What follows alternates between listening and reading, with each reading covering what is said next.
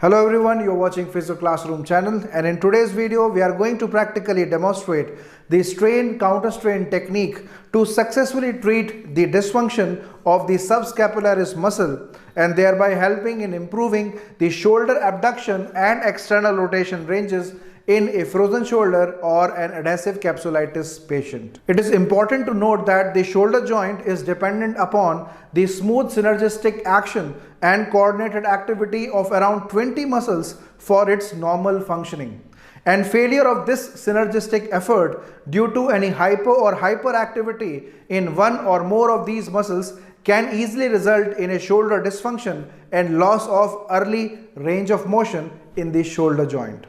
So now let's start with the practical demonstration of the strain counter-strain technique, in which we will learn how to treat the hyperactivity of the subscapularis muscle, which can result in the limitation of the shoulder abduction and external rotation ranges. So to treat the dysfunction in the subscapularis muscle, the therapist sits on the side that needs to be treated and the patient's shoulder is positioned close to the edge of the couch.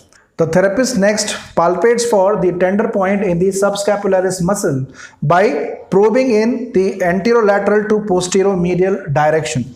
So the lateral border of the scapula is first palpated, and then utilizing either the finger or the thumb pad, the therapist looks for the tender point in the subscapularis muscle. Once the tender point is located, the therapist asks the patient to rate the pain experienced as 10 out of 10. Now, without altering the pressure over the tender point, the therapist next supports the patient's upper limb below the elbow joint and next takes the shoulder into extension and internal rotation.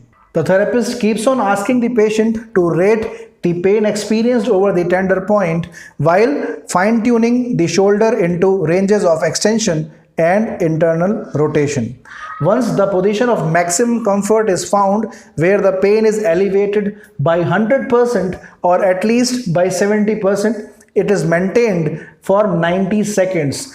The pressure over the tender point is not varied or changed.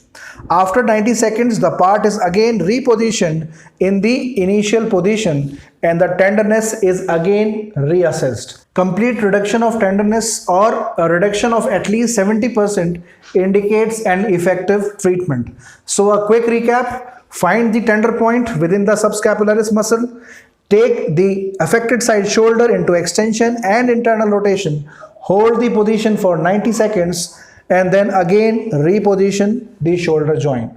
This technique can help in successfully relaxing a hyperactive subscapularis muscle, which is a strong internal rotator of the shoulder joint. And once this muscle relaxes, the range of external rotation and abduction is going to improve. Do try this technique on your patients and let us know the outcome of the strain counter-strain session. Do keep motivating us with your comments and feedback. See you all in our next video. Till then, keep learning, keep sharing, and stay connected.